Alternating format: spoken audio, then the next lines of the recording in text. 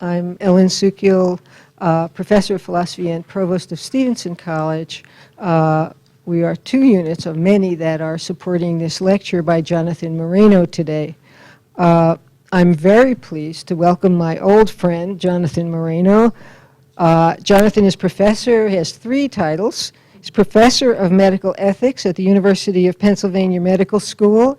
He's the David and Lynn Silfen University Professor at the University of Pennsylvania and Professor of the History and Sociology of Science at the University of Pennsylvania. He's one of our country's most distinguished bioethicists and bioethical policy advisors, and he's got lots of good stories to tell about Washington if you can catch him alone. Jonathan served on important national commissions and presidential advisory committees. Particularly relevant in the context of this talk is his service as a senior staff member of President Clinton's Advisory Committee on Human Radiation Experiments. He's given invited testimony for both houses of Congress, and he's a frequent guest on news and information programs. His recent book, Undue Risk: Secret State Experiments on Humans, was hailed by critics for its very disconcerting revelations about state-sponsored human experimentation with clinical and biological agents, and was judged to be a book which will shape debate for years to come about past and future human experimentation. He's going to speak to us today on the ethics of human experimentation for national security purposes. Please join me in welcoming Jonathan Moreno.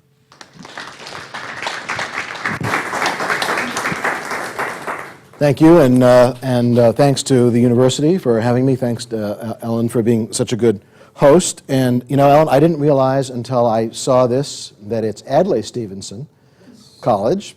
My mother was madly for Adlai. So if you don't know what that means, I'll explain that to you later. This is a little bit of an offbeat talk for a philosopher, but all my work is pretty offbeat for a philosopher. I'm interested in the history of science, history of medicine, and the way that medical ethics has played into that, to sort of our political history and our cultural history. This topic came out of some work I did as a member of the staff of a presidential advisory committee under President Clinton in 94, 95. And this was an advisory committee that was both kind of a truth commission and an ethics commission. It was a truth commission in the sense that there are lots of rumors around the country about secret experiments sponsored by the federal government involving human beings on ionizing radiation. And it was an ethics commission in the sense that the President asked us not only to dig around in secret documents and declassify them, which is part of what my work was, but also how did the standards of human experiments in the 1940s through the 1970s compare to our standards for doing ethical human experiments in the mid-1990s when we were doing this work. So this was a very unusual experience, and when I finished that, I had a lot of stuff that I had not put together, and so I said, well, you know, if you're an academic, you don't want to leave any paper unpublished. So I then began to do research not only on the history of human experiments involving radiation, but also more generally about the history of national security-related human experiments. And that led to a book that Ellen mentioned called Undue Risk, which I published about 6 years ago. There's another book that I published last year called Mind Wars about neuroscience and national security. And I'm going to be talking about that tomorrow afternoon, I think. This is a talk that really does get into the history of medicine, and I actually like to do this historically, as you'll see, because you really need to give people a grounding, I think, in this stuff. And I will try not to talk for more than 45 minutes or so, but I usually lie about that, and then open up the discussion. I'm sure you all know who this is, as well-educated University of California students and faculty. So this is not somebody I would have known who this is either, except that before I got to Penn, I taught at the University of Virginia, and this man was the youngest graduate in the history of our medical school at the University of Virginia. He was 16 when he graduated from medical school. but he graduated in 1867 when there was a lot less medicine to learn. This picture shows him. His name was Walter Reed. He's the person for whom the Army Hospital is named in Washington. This shows him at the height of his career. As you can see, he was an Army doctor. And Walter Reed is famous mostly because he went to Cuba at the order of the Army Surgeon General in 1900 to figure out once and for all what the source of yellow fever is. And if you don't know anything about yellow fever, it's one of the scourges of humanity that is pretty much forgotten now. Yellow fever, diphtheria, these were diseases that killed many, many people. In the United States, there were repeated yellow fever epidemics. People didn't understand, it's a very horrible way to die. And people didn't understand how yellow fever spread. There were various theories at the time. And as you may remember, 1900 was just 2 years after we got Cuba and the Philippines in a nice little war with Spain. So there was a detachment of American soldiers holding Cuba. There was interest in building a canal, as you may remember, in the zone, which we finally did. So this really became a national security problem. What was the reason for this yellow fever outbreak in Cuba?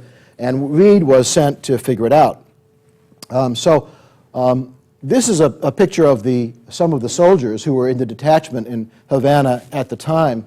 And so how do you think Walter Reed figured out what the source of yellow fever is? I mean, there were three theories at the time. It was a tick, it was a mosquito, and it was direct contact with people who had yellow fever. He basically did a controlled experiment. On the last arm of the experiment, the direct contact with people or the fluids of people who had yellow fever, he put some of these soldiers into that part of the experiment. One of the unfortunate people who was part of this was Corporal Wood, who was in the lower right hand. Let me try to wake you up by giving you the setup for this part of the experiment. They took the blood, vomit, and feces of people who had just died of yellow fever, poured it on a cot, I can't make this up, then poured it on blankets, put the soldiers on the cot, under the blankets, and left them there for 24 hours. Public health ain't pretty. Turned out they didn't get yellow fever. Neither did the people who were exposed to the bite of the tick, but people who were exposed to the silverback female mosquito did get yellow fever. We celebrate Walter Reed because this is a great public health discovery that saved countless future lives. They then went around to all the pools of standing water in Havana and environs, and that was the end of yellow fever.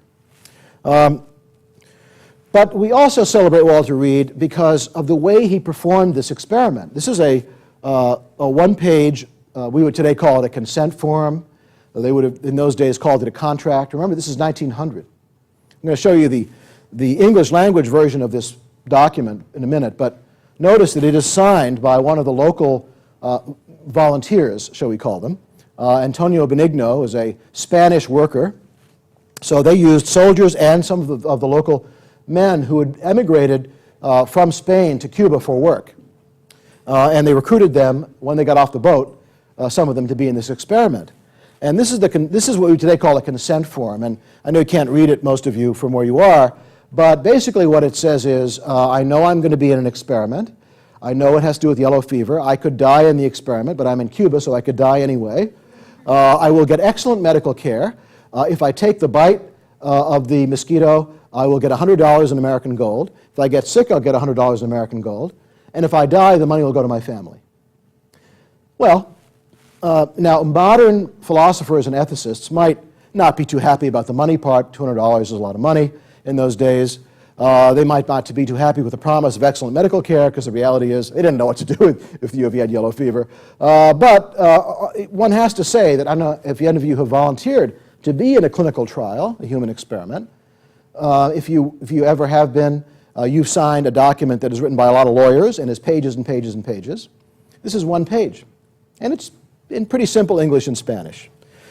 So there are a lot of reasons that Walter Reed probably decided to be the first to use such a document. One was to protect himself, historians think, from charges of exploiting human beings in experiments the way that there had been other scandals in the 1890s in Europe and in the US about doing human experiments. So he apparently tried to, as it were, inoculate himself from such charges by using this document.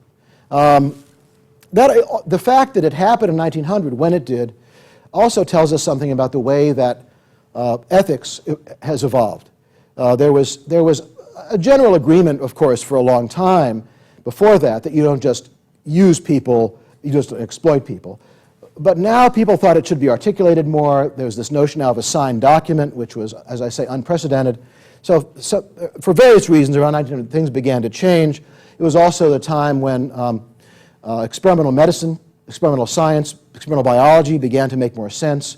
There was germ theory that was discovered in the 1870s, 1880s, developed in the 1880s. There were physiological laboratories that were doing experiments on frogs. So there was a lot of excitement about biology and science. So a lot of things converged, a lot of elements converged to make this the time when the first consent form would be used in a human experiment. That worked pretty well. Most Americans in particular thought science was pretty cool, and Walter Reed was a great culture hero. In the years after that, I should mention that Walter Reed died a few years later of an infection that was misdiagnosed by a colleague. People thought that he died of taking the bite from the mosquito, that he experimented on himself. He actually didn't. One of his colleagues did and did die, one of his physician colleagues in Havana. But Walter Reed never took the bite, but people thought he did. He became a culture hero. There was a Broadway play called Yellow Jack, dedicated to the Christian martyr Walter Reed. There was a movie, a Hollywood movie, based on the play. Generations of students read about the heroic Christian martyr for science, Walter Reed, who took the bite and so forth. He actually didn't, because after his colleague died, who was 32 years old, he wrote to his wife that at the ripe old age of 49, he was probably not a good candidate for such an experiment. But nonetheless, the urban myth propagated that he was a hero of science, that he had given himself, martyred himself for science, and so it became a big hero. That actually was a great thing for experimental medicine. For the next 40 years, Americans, there are occasional scandals about using children in experiments and polio vaccine experiments and so forth, but for the most part, Americans felt that medicine could be done ethically, and of course it could be a great thing for human beings, for society, because look at what Walter Reed managed to do. Well, that began to change at the end of the Second World War, when it was discovered that hundreds and hundreds of people had been used in concentration camp experiments by the Nazis. And this is actually an image of the 23 defendants in Germany after the war in what is often called the doctor's trial. And this is a trial actually of 20 doctors and several medical bureaucrats for their role in horrific experiments in the Nazi concentration camps. There's a little trivia here, and not the last piece of trivia I will offer you in the next 45 minutes or so. There were 13 trials of Nazi war criminals after the war, and they're in Nuremberg. There are other trials in other places in Germany, post-war Germany. There were never more than 24 defendants in any of the Nuremberg trials. Why? This is not rocket science, that's right. There were 24 seats in the box, right. So the Allies got together and decided which of their prisoners were going to be tried. And they actually interviewed 350 German doctors for possible indictment. The medical profession in Germany was very enthusiastic about Nazism for various reasons I can talk about later if you like. So this is the doc, and this is the only really disturbing image I'm going to show you this afternoon. This is a very famous picture of an individual who's being frozen to death or nearly to death in a hypothermia experiment. So why would and by the way, it's very important. You can make out the insignia perhaps on this soldier's chest, on the left. Right? The fellow on the right and left side of his chest. What does that look like to you? Looks like wings, right? So these were Luftwaffe officers, officers in the German Air Force.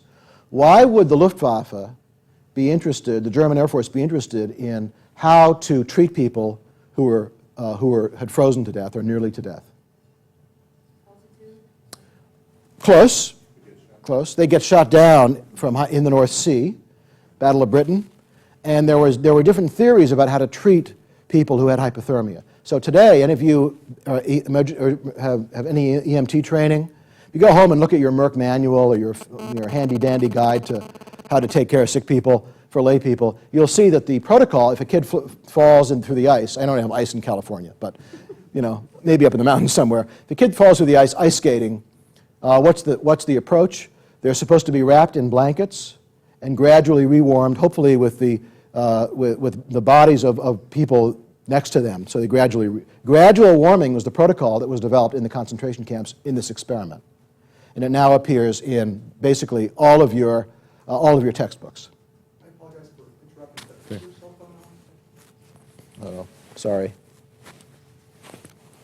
I've got a million pockets, so it's very hard to tell. Give you that. It's okay. So these experiments included hypothermia. They also included, also sponsored by Luftwaffe, actually high-altitude explosive decompression experiments. So what happens to a pilot if he has to get out of his aircraft? What's the altitude that's a safe altitude for the pilot? So for that, they brought in a low-pressure chamber from Berlin, brought it to Dachau concentration camp, and they put people in it and lowered the air pressure, the atmospheric pressure until their lungs exploded, basically, to see how far that would have to go. So these were some of the experiments, but what I'd like to point out, and what people aren't generally aware of, is that this was an experiment done for national security. Right? This was a military-sponsored series of experiments. There are others as well, as was the Walter Reed experiment that I told you before. So, they got the good side and the bad side of these experiments conducted by the military. This is actually my favorite of the so-called, the most fascinating to me of the 23 defendants in the Nazi doctors trial. This is Karl Brandt. Just to give an idea what kind of people we're talking about, these were not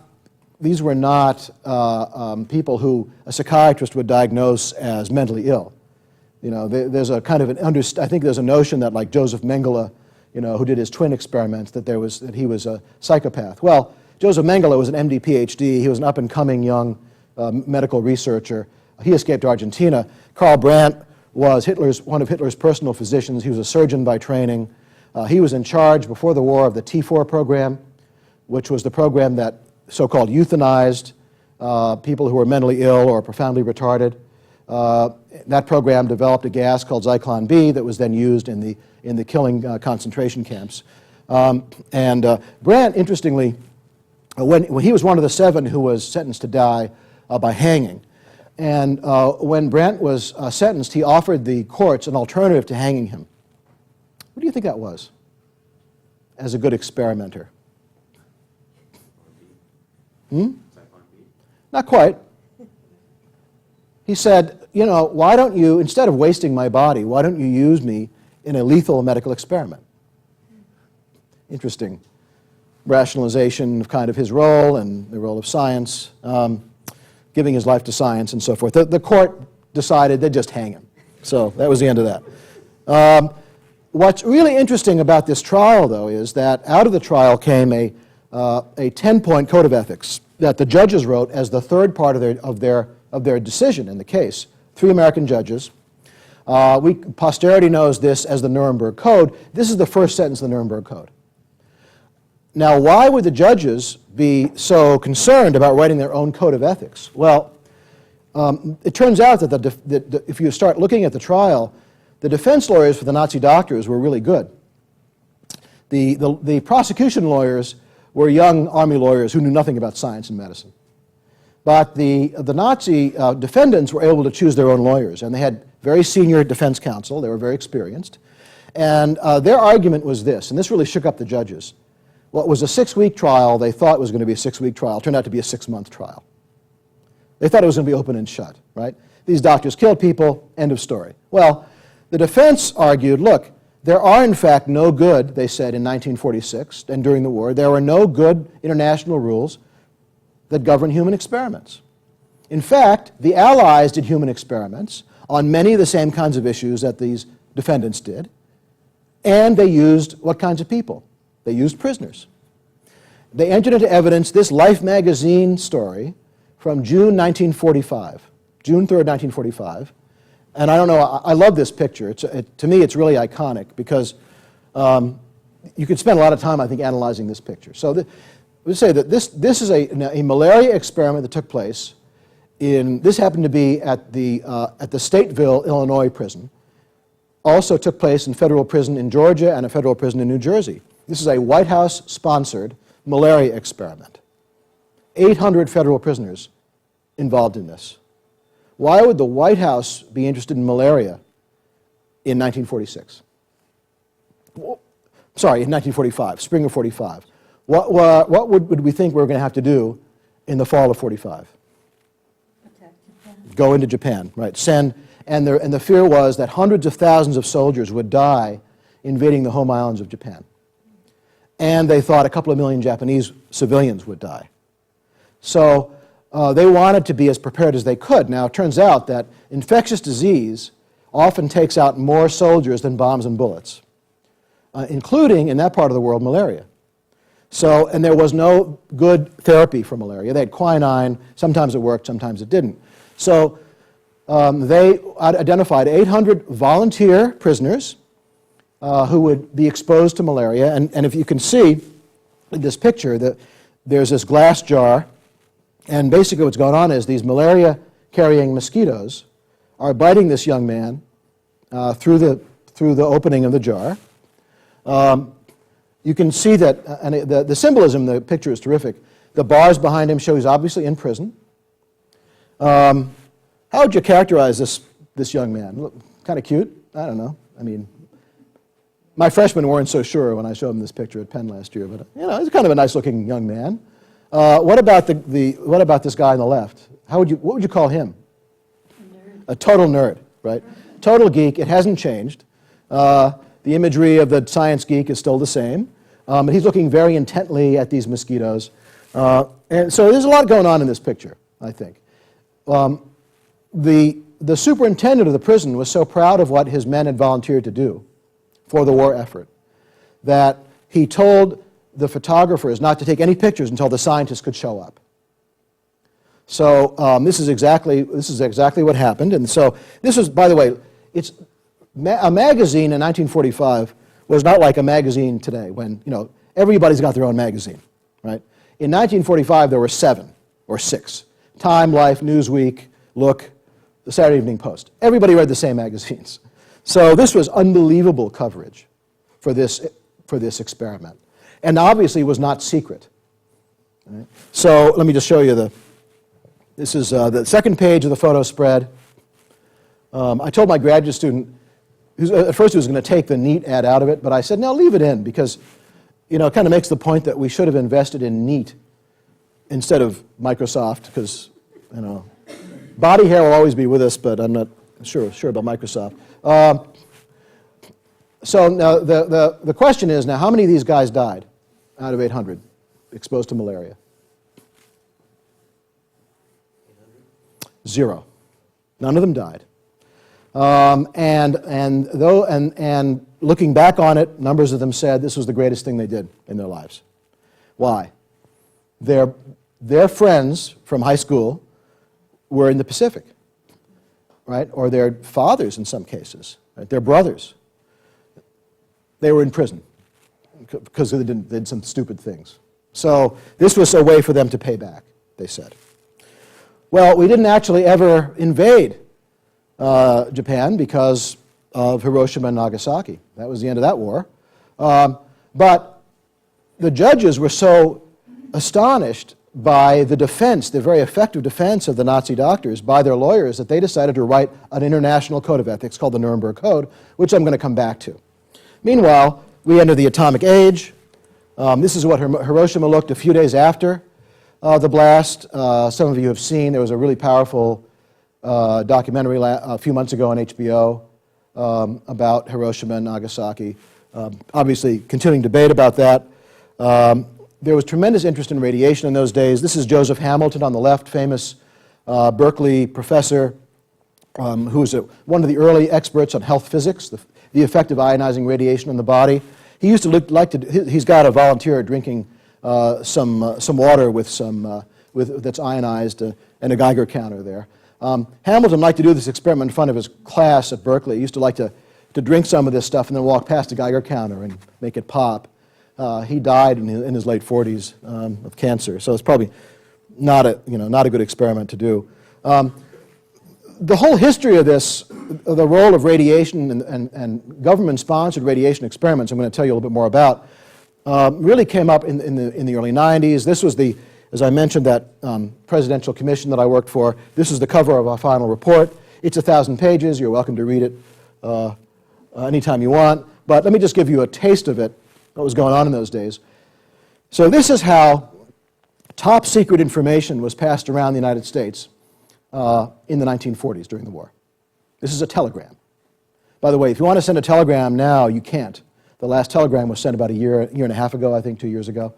The telegram has to be decoded, but if you can read it, it's from Robert M. Fink, who was a doctor at the University of Rochester, and it's to Doctors Wright Langham and Lou Hempelman. So Langham and Hempelman were two experts on ionizing radiation and the body. And it's dated November 30th, 1945, 11/30/45. And it says HP3 and HP4 injected Tuesday, November 27th, HP5 injected Friday, November 30th. HP stands for human product. Decoding this, in 1945, J. Robert Oppenheimer and the people who were running the Manhattan Project, the project to develop the atomic bomb, were very concerned about the effects of ionizing radiation on their young graduate students who were doing various projects as part of this top secret project to build the atom bomb. And they had really weird experience, anecdotal experience. They really couldn't tell how bad this stuff was for you. In particular, they were working with metal called plutonium, which was isolated for the first time in 1940-41, is tens of thousands, 20,000 times, as I recall, more radioactive than uranium. They get plutonium from uranium, and because they didn't have enough uranium in those days to make a lot of bombs, they wanted to see if they could make a bomb using plutonium. So they had these grad students working with this stuff, and there are a lot of weird stories during the war. For example, one of their grad students had a beaker full of plutonium in a liquid suspension, and he clumsily knocked it against a lab bench, lab table, and it vaporized and got into his face and eyes and mouth. And he realized, what had happened, and he ran down the hall, and he feared he would die. Maybe not because of the plutonium, but because he had just destroyed much of the country's plutonium stash, and his professor was going to kill him. Right? He lived. But then there was other fellow in Chicago. There's a famous story about the atomic pile in Chicago, under the Chicago squash court, top secret. He drops a screwdriver into the rods. The room starts to turn purple, which means that this thing is about to go critical, could blow up much of Chicago. He reaches into the rods to pull out the screwdriver. He dies a miserable death within 2 weeks. So they were wondering this was a worker safety problem.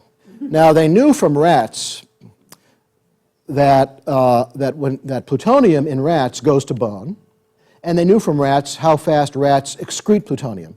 You don't want this stuff in your body for very long. It's what radiologists call an internal emitter. You don't want that. You especially don't want it in your lungs. But they didn't know how fast their graduate students would excrete plutonium.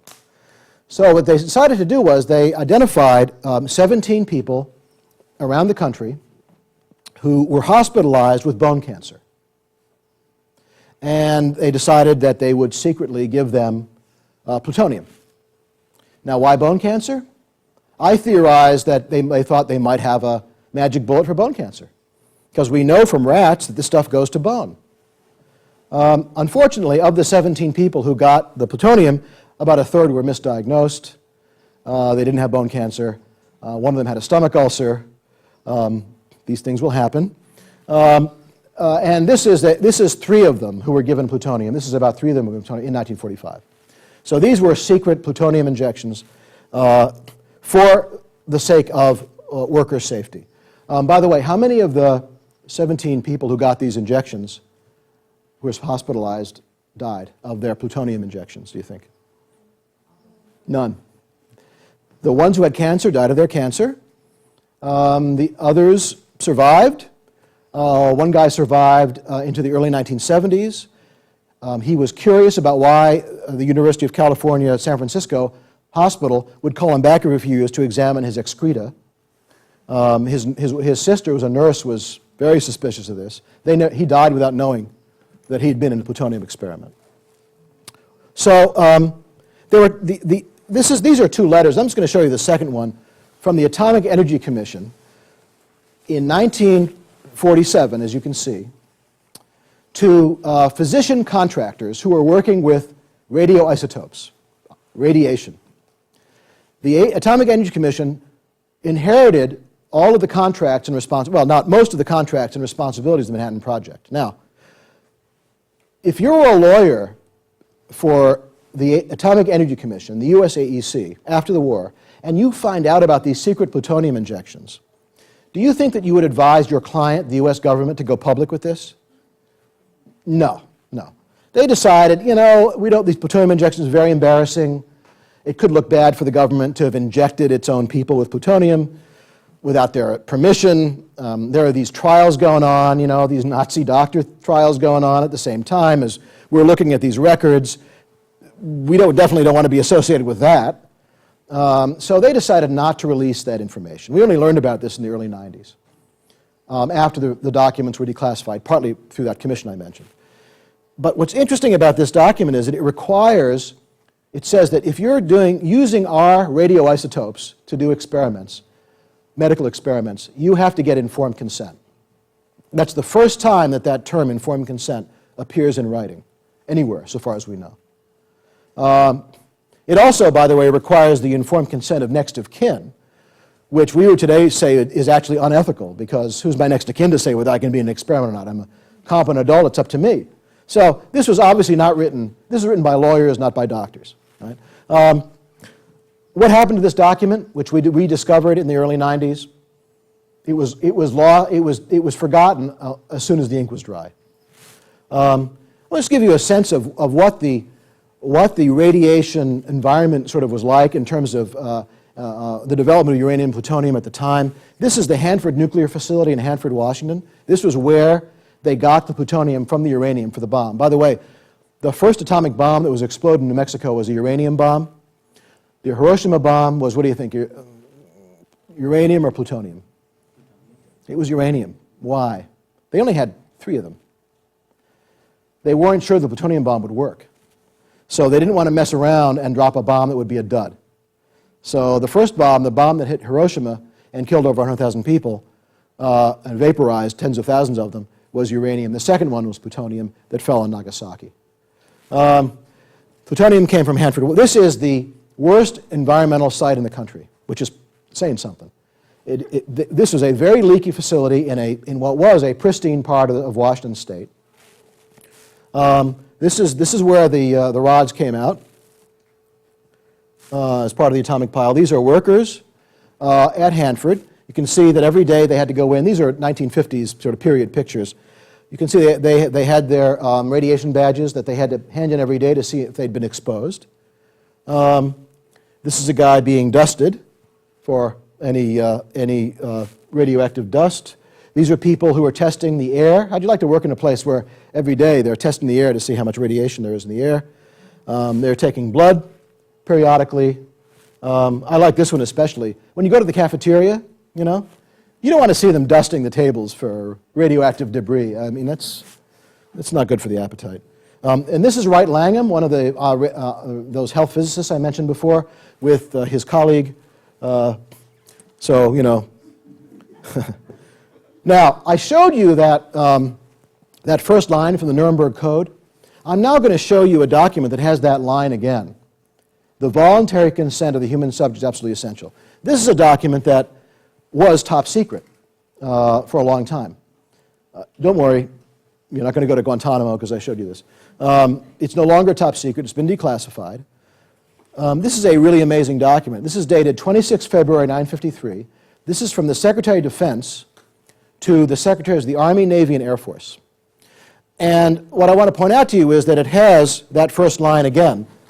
The voluntary consent of the human subject is absolutely essential. It goes on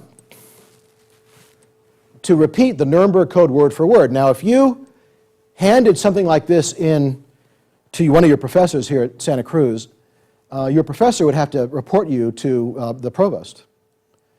Because although the Secretary of Defense quotes the Nuremberg Code word for word, he leaves out a little fact, which is what?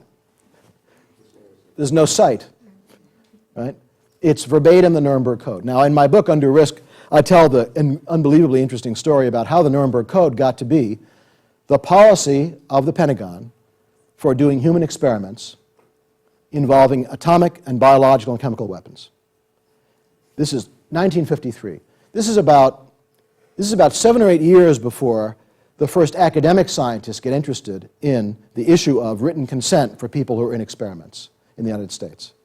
So the Pentagon is actually way ahead of the Academy. So this was top secret, and this was to govern all experiments for defensive purposes. They called it in those days ABC warfare research. Very convenient. Atomic, biological, and chemical.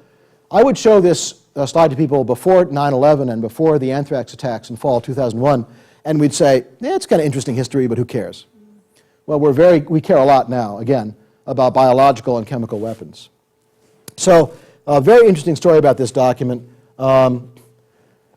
signed by Charlie Wilson, who is called Engine Charlie. He was Eisenhower's Secretary of Defense. When he was being confirmed, he had just come from General Motors as the CEO of General Motors. And some congressmen were worried that, how could he, would the interests of General Motors conflict with the interests of the Pentagon? And he would say, what's good for General Motors is good for America. That was a famous statement by Engine Charlie. So he signed it.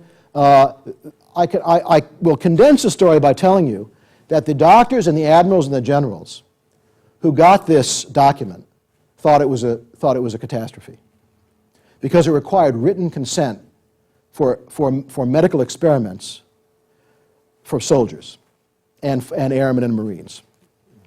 They thought it was a catastrophe because, first of all, if you're a doctor, they said, doctors, they have their own code of ethics, right? Hippocratic Oath, it's worked very well for 2,000 years. We don't need to be told by the Pentagon how to treat people we're taking care of. And the admirals and the generals were very annoyed because, as one officer once said to me, Dr. Moreno, it's a funny thing.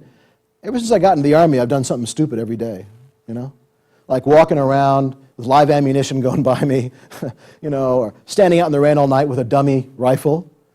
Everything my mother told me not to do. So, the idea of consent in the military, it's not really familiar. So how well did this rule work? I'm going to call it the Wilson rule, the Wilson policy. Written consent for anybody in atomic, biological, and chemical weapons experiment if you're in the military. Well, not too well. Briefly, this is a memo this is what we politely call a cover your butt memo.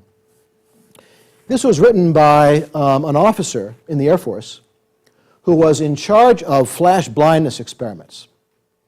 Turns out that when you drop the atomic bomb, you're blinded. And so they really wanted to know, how blind do you get and for how long? So the long and the short of it is, behind this memo, this fellow has been doing some flash blindness experiments with American flyers, and they've been blinded, temporarily blinded.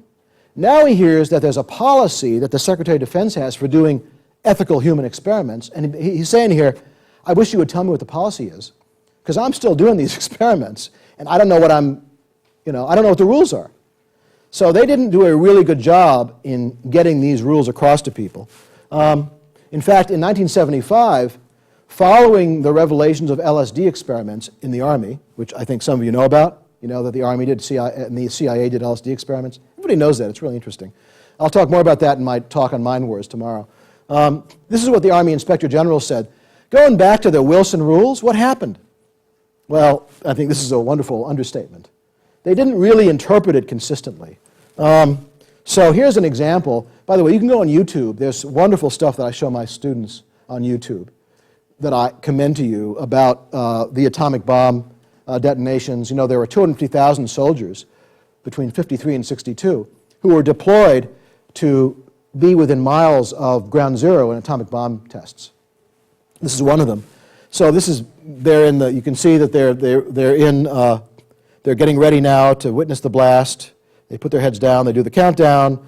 There's the mushroom cloud, and there you get a sense of the sort of where they are. Some of these guys actually marched through ground zero a little later after the heat died down, and it was very common. Now, ask yourself this question: was this a human experiment? Well, a lot of the so-called atomic soldiers, as they call themselves, years later, the atomic veterans, they believe it was. This was not classified as a human experiment. This was not considered to be a human experiment. What was this considered to be in the 1950s? Exactly. It was a training exercise for the atomic battlefield of the future. So if you read some science fiction from the 1950s, you'll see my favorite, Starship Troopers, Heinlein. Not the really terrible movie that came out like 10 years ago or something, but I mean the original. They've got nuclear-tipped bazookas on their backs. The atomic battlefield of the future. This is about desensitization. This is not an experiment. So, since it wasn't an experiment, what rules do not apply? Secretary Wilson's memo, right? The consent rules don't apply. Not a human experiment. So, the bottom line here is, who decides what counts as what fits in what box in a bureaucracy is a very important question. So that's the story with the atomic soldiers. Only a few years ago we found out that there was this program with biological agents called shipboard hazard and defense. They would fly over ships and also, by the way, over soldiers on the ground and spray aerosolized biological agents. We did this to our own guys. One of the big figures in this was this fellow, Sidney Gottlieb. Sidney Gottlieb was like the real Q that you see in the 007 movies. Q gives all those cool things. I was a little upset he wasn't in the last movie, by the way. But anyway, in the earlier movies, he's given all this cool stuff in every story to Bond. Sidney Gottlieb was sort of like Q for the CIA. He was the guy who did the MK-Ultra experiments involving LSD. This is obviously declassified but highly redacted, highly edited memo. It's actually a budget memo. It says how much you can spend to pay people to do, and I'll show you this.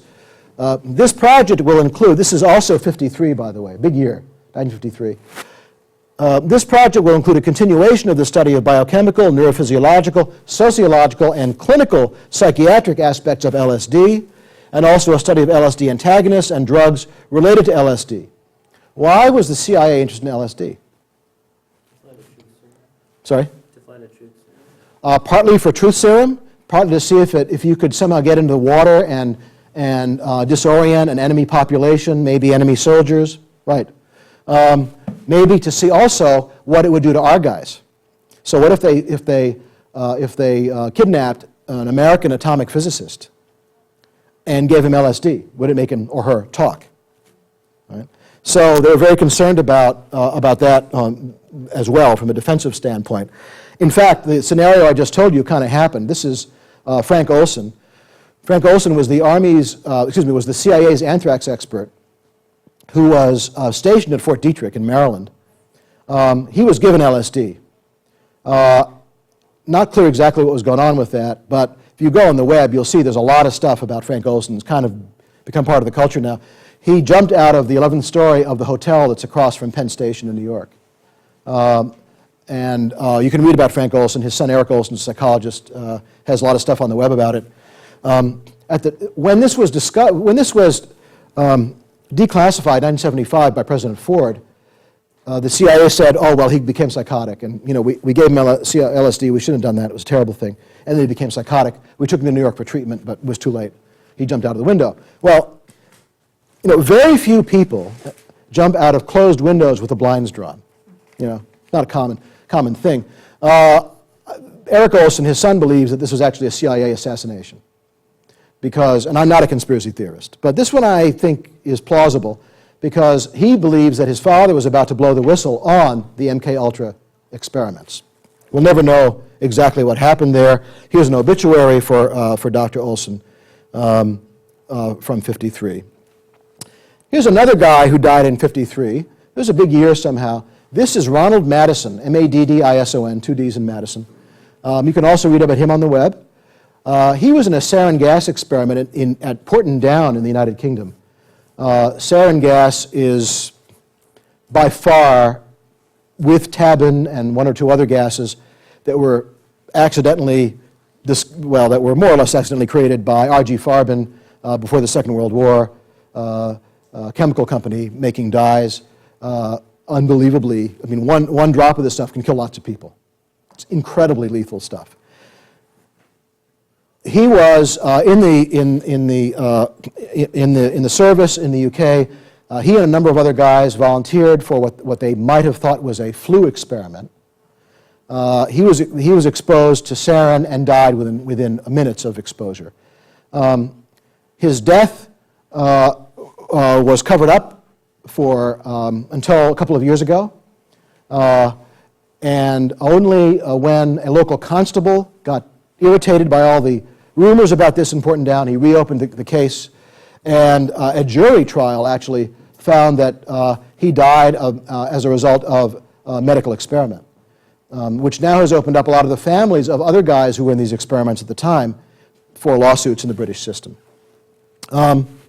So if you read about this, you can see that there's stories about the Ronald Madison case, which we're only now starting to learn about. Back to Maryland, Fort Detrick, Maryland. If you go there today, you can see this. This is affectionately called the 8-ball. It's a 1,000,000-liter cloud chamber, and I want you to pay attention to the portholes on the sides. This is what it looked like with some of the dosimetry devices underneath it. This is a really cool model of the 8-ball. I'm going to tell you what this is in a minute, what they used it for. So this is what it looked like when it was actively being used. It was used to be surrounded by a wooden building, burned down a number of years ago. And these are scientists who are using dosimetry devices to figure out how many molecules and what the size of molecules are in the space in the 8-ball. Okay, so what's in the 8-ball? Well, these people have volunteered to inhale whatever's in the 8-ball. This is the 1950s, through the early 70s. What they're inhaling is stuff like Venezuelan equine encephalitis, Q fever, Rift Valley fever, tularemia. These are not things that you want to get. And they're volunteering. Well, anybody want to volunteer to be in this experiment? They're checking out these days, to that day, they're checking out gas masks. Well, it turns out that these were Seventh-day Adventists in the Mid-Atlantic area who were in the military. The Seventh-day Adventist Church made a deal with the Army that if their people would volunteer to be in these biological weapons experiments at Fort Detrick, they would not be assigned to active combat, which they would prefer them not to do. So this was not secret. This is actually a brochure that the SDA Church published, and I love these pictures. Rift Valley Fever Project volunteers take an outdoor break from hospital routines. And this is a guy in the exercycle. They're having a nice time in between inhaling poison. These are some more pictures from the brochure. Now, these guys have reunions. This is one that they held about 20 years ago. They call themselves Project Whitecoat. They gave me some T-shirts with Project Whitecoat on it. They have reunions. They're very proud of their service. They actually did important work at Fort Detrick in those days, and much of this information is very important to defending against biological weapons. So, and these are some medics that I interviewed a few years ago for Undue Risk, these people were probably getting their anthrax vaccine. Again, experimental volunteers, a very good group of people. And now we come to today. So I just want to give you a sense of where we are today with this to bring it really up to date. So normally, it is required to do human experiments before you can get a drug approved by the federal government. Not many of you may know that that is no longer an absolute requirement. If you can show that this is a drug that will be really important for society to protect itself against a biological weapon, maybe a foreign adversary, and if you can't ethically do that experiment on people. So let me give you an example. The anthrax vaccine has never been tested for airborne anthrax, of the kind that went into like Senator Daschle's office in the fall of 2001 in the envelope. Never been tested, never been approved for that. Anthrax is normally acquired by people who are working with animal skins. So they get it through the skin, right? So the vaccines we have are approved by the federal government for use with people who get it that way, not for people who get it through the respiratory tract. So, interesting problem. If you want to, can you order people in the military to take the anthrax vaccine against, say, Saddam Hussein's biological weapon, anthrax, if it's never been approved by the FDA for that purpose? So the answer is yes, as we did in the first Gulf War. If you can get the FDA to say, it's okay, you're the Army, you need to do these things, we won't require informed consent. And that's what that was done. Many people believe that that anthrax vaccine is partly responsible for Gulf War illness. I'm not so sure that's true, but people believe that. Anyway, after 9/11, Congress very hurriedly passed this new rule that basically says that if you've got something that's really important, it's unethical to give it to people. You can't give not even college students. You can't even expose lab rats or college students to anthrax. You just can't do that. Well, lab rats you can. College students, you can't do that. That's wrong. You have to have the philosopher professor tell you that. That's a wrong thing. So you can't do this to people. So how do we get the information we need to approve it? Under this rule, if you expose 2 animal species to it, and you get the result you want, namely they don't get anthrax, then it can be approved for human use. That's very interesting. So this only applies to drugs that are really important for the society, perhaps to protect yourself against a chemical or biological attack. Now, I don't know how many of you are going to run out and buy, anthrax vaccine. I know how paranoid you are. There's also new creams. You might want to know, new ointments in the event of a mustard gas attack. They tested those on pigs because pig skin is the most like ours. Those have been approved. But I'm not worried about walking around, maybe I should, Philadelphia, for example, and being exposed to mustard gas. So I'm not going to go out and buy that stuff. So who's going to develop this? Well, the federal government has put about $6 billion into what they call Project BioShield to try to get university scientists and private companies to make stuff that could protect us against biological and chemical weapons. It's not going too well. The BioShield money is kind of languishing, partly because the companies don't want to do the work because they're afraid of liability if the stuff doesn't work. Right? So if I've got my handy-dandy, anti-mustard gas cream, and somebody runs over to me in Center City, Philadelphia, and pours some mustard gas on me, and I put the cream on really fast and it doesn't work, I could turn around and sue the company. So they're not too happy about that. They don't want to get into this area. There's no market for it except Uncle Sam.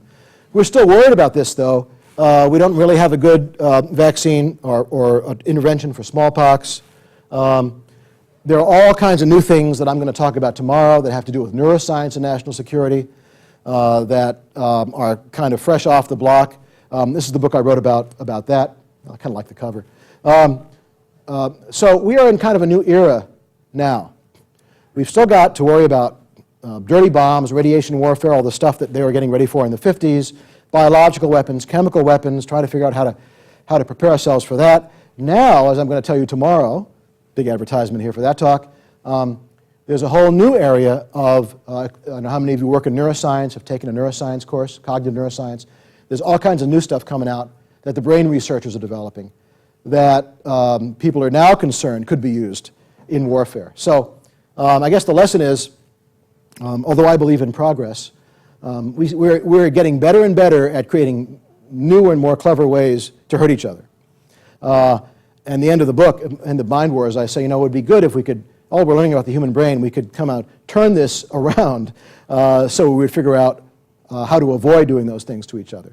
But we do live in a dangerous world. I think you know, we are going to continue to do this kind of work to see how scientific discoveries to benefit people could also be used to hurt people, and how we have to protect ourselves against those who would mean us harm. So I'm going to stop there. Thank you for your attention, and take discussion.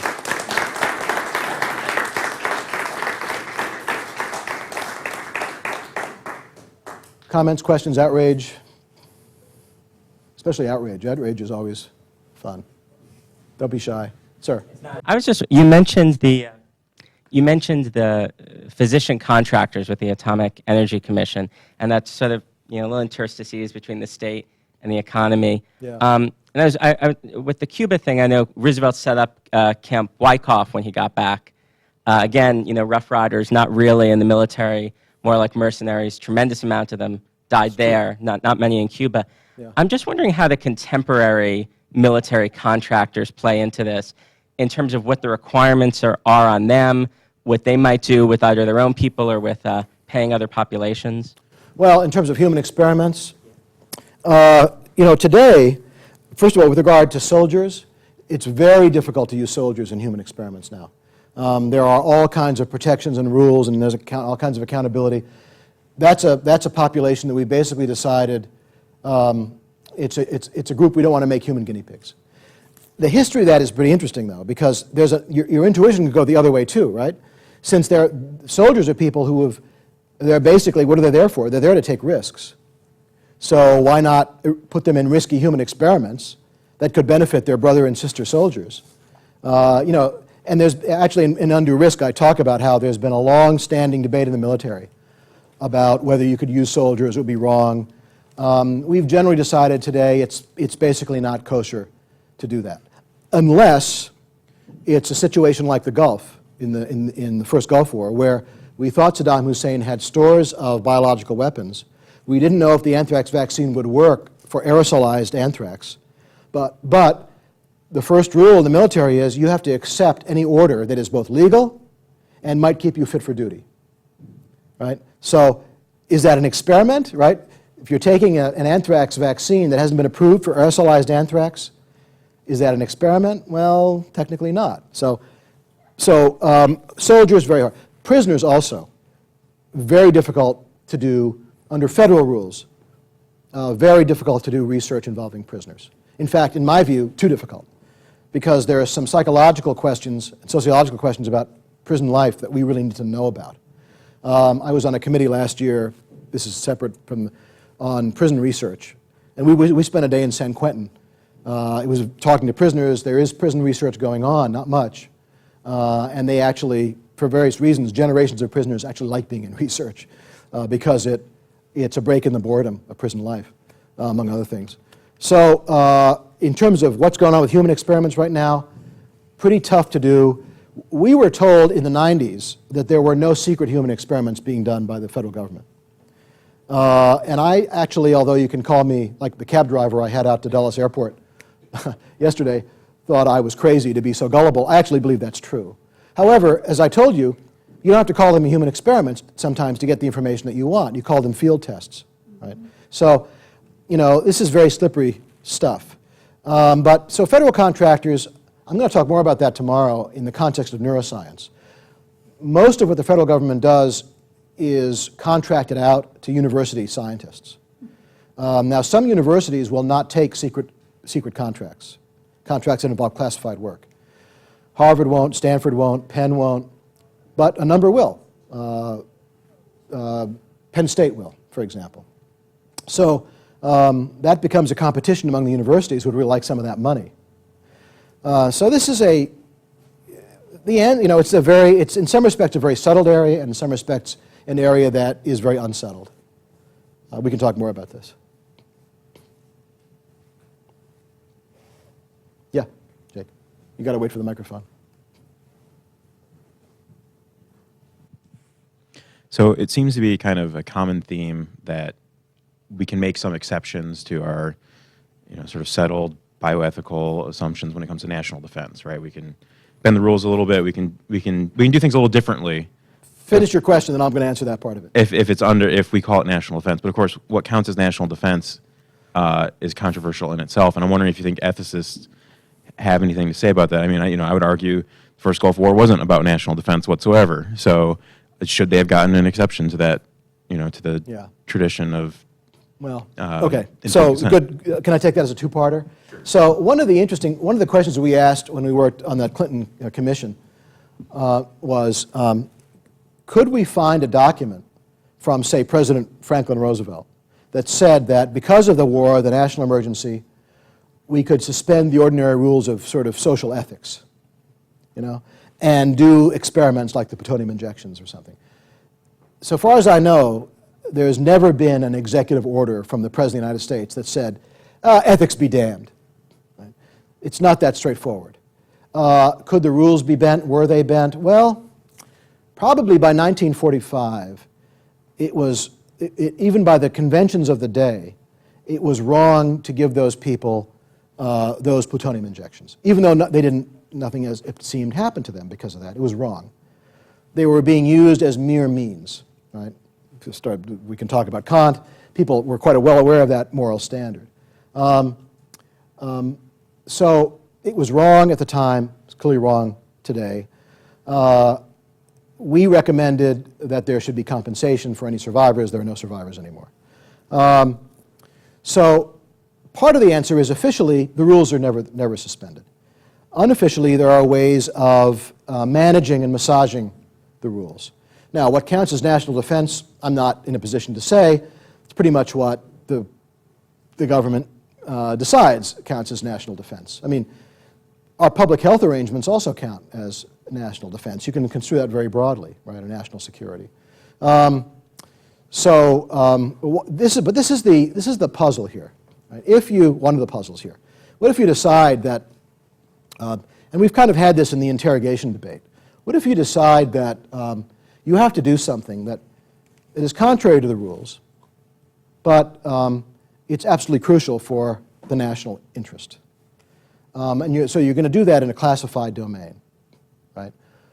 It happens, and this I think is really interesting, the federal rules require that even classified human experiments, secret experiments, be approved by an ethics committee. Right? So the CIA has a research ethics board. That's pretty cool. And by the way, the rules also say that if you're in that secret experiment that the CIA is doing, if there were such a thing, that you would have to give informed consent. So what does that mean? It means that you have to have the appropriate security clearance as a human subject to get the information you need to give your informed consent. And it means if you're on the research ethics board, that you also have to have the secret clearances you need to get the information to judge whether that's acceptable. But here's the rub, and this is why I think secret experiments could never be ethical. What if you dissent? You're the newly minted young philosopher ethicist from Santa Cruz. They put you on one of these secret committees. Somehow you get a security clearance, God knows how. And you I don't know if my professors, I'm thinking about Professor Sukiel back in Santa Cruz. I don't know if she would approve of this. I think this is an ethical experiment. You're the only one who objects. It's classified. What do you do? Right? If you go to the newspapers, you're sunk. Right? You're going to Guantanamo. Okay? So this is a real problem, and this is one that we wrestled with at the end of the advisory committee. Is it possible to do, if we could agree on what counts as national security, national defense, if we could agree that the existential, survival of the country partly depended on this, could we do an ethical secret experiment? It's very similar to the waterboarding, the torture issue. Right? Very similar. It's largely unresolved. But I think as long as there's no transparency, it's hard to argue that you could do that ethically, because the minority, the dissenters, couldn't get their day in court. Jonathan, I'm curious. I mean, right there's sort of gut level reaction against the idea of people being experimented on without their consent. But we also know from cases on eBay and so forth that people will go out and sell their body parts and whatever, given the appropriate motive, even if they know that giving up the body part might in fact be fatal to them, like the people getting $200 in gold that you mentioned. So what about sort of a million flip side to the case we just sort of say, we have these experiments here, the endings may be awful, but we're going to pay you some seven-figure sum if you sign on the dotted line and open the doors. Has that been sort of discussed or explored? It has, yeah. It's one of the big continuing issues, and if you've said on institutional research review boards, IRBs, that do review protocols for human clinical trials, one of the continuing debates is how much money is too much to give somebody. So, for example, all the students in this room could be in a research study for a drug company tomorrow. You could make thousands of dollars if you're willing to be in residence in a drug company clinic for days on, say, a flu study. A lot of my medical students have done flu studies. You can get thousands of dollars for doing that. So research boards are always debating what's too much. And they use the word coercion. As philosophers, we know they shouldn't use the word coercion because that suggests physical, right? Some kind of physical force. But when is an incentive too much? So, although we do rest a lot on informed consent and the notion of self-determination in our contemporary medical ethics, we don't rest on it entirely. We still think that it's possible to offer somebody too much, that it could be exploitation. So if you're a poor medical student, a few $1,000s, man, that's a lot of money. For many people, at least. For the Penn medical students, it's not a lot of money, probably. But for many people, it's a lot of money who are students. So they wrestle with that all the time. And it's a very hard question. So for example, what if you want to do research on, and this is a real case, what if you want to do research on somebody who's a cocaine addict? And, you've got them kind of dried out, but, you want to see if your new medication might work. And this is a real story. Well, you want to pay them for their time. It's only fair. Well, you give cash to somebody who's a drug addict, and you're just asking for them to go out on the street again, right? So how can you do that, right? There's a big debate about pediatric research. It used to be that parents would get cash for bringing their kids in to be in a pediatric research study. Their parents didn't necessarily spend it on their kids. So today, the idea is you give them many places will give them a gift certificate to Toys R Us instead. So we know it's something that's likely to get to the kids. Maybe it won't. Maybe it'll get to a video game for the parents. But, this is something that people do worry about all the time. And it is very difficult. And it depends partly on the population you're using in your research, because if you're using people who are poor, little money is a lot more important to them. So it's a continuing problem. Prisoners, by the way, are not allowed to get any money. And soldiers don't get any money either for being in research. I remember, I believe recently, that the FDA was called to task because it was not adequately supervising human research. And this was particularly in cases where the drug companies were responsible for the research. I would want my incentive to be that the FDA was adequately and more than adequately supervising. Yeah. And there are many, many areas in which Right. these systems It's fall out. very complicated. Look, the ritual in Washington is if something bad happens that a federal agency is responsible for, you in an area they're theoretically responsible for, you call the head of the agency up to put him at a table, and all the members of Congress, who are on that committee, the senators or members of the House, tear him apart, right? They shake their finger. How could you? The American people expect more from you. What are we paying you guys for? And so on and so forth. And of course, whoever it is, the head of the FDA, whatever agency it happens to be, has to sit there and nod sweetly, right? The reality is the FDA's budget has been frozen. They can't hire any new people. I don't know how many of you have been FDA headquarters in Rockville, Maryland. It's a dump. I mean, it's unbelievable, the conditions these people work in. And so, yes, there's definitely been, industries at fault. The FDA is often not doing what it should be doing, but it's partly because they're drastically understaffed. The Food and Drug Administration is responsible for anywhere, I've heard, from 30 to 60% of the American economy. They regulate everything we eat and everything else we put on our bodies in terms of pharmaceuticals and devices. And they're drastically understaffed. So, members of Congress will beat them up because it's convenient, but the reality is they don't have the resources they need to do their jobs. This is one of the reasons that they've started this program. You probably know about it. That the drug company now, when it submits a drug, for potential licensing or device, they actually pay the FDA a subvention to go through the process of approving it. Some people say it looks like blackmail. It looks like you're bribing the FDA, right? Well, it's because the FDA doesn't have any money. They don't have enough money to do it without the drug or device manufacturer giving them some money so they can go through the approval process. It's pathetic. So, absolutely, FDA often makes mistakes.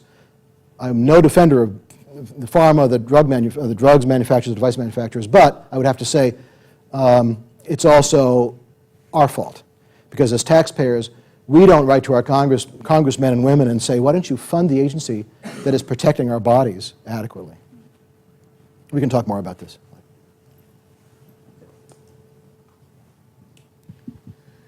So, Jonathan, how do you feel about the fact that the FDA is now not testing everything? Well, they're requiring, so on this end, the last bit you're referring to, they're requiring tests on two species in all cases in which it would be unethical to do it in human beings. So again, you can't expose people to smallpox to test a smallpox drug. And the other condition is it's something that is of tremendous importance to the country, right? So you can't just, come up with a new version of Viagra and decide, we'll just test it on animals. We don't need to test this on people, and they won't approve that. So you have to have a very strong justification for not using human subjects.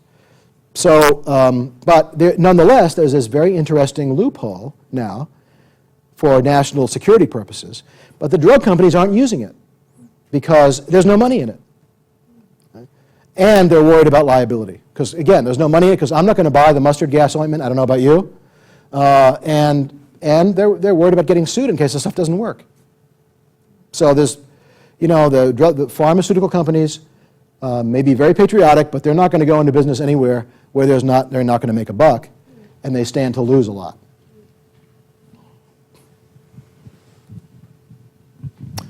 Okay, well, I enjoyed it, and I hope to talk to you under less formal circumstances. So thanks for coming.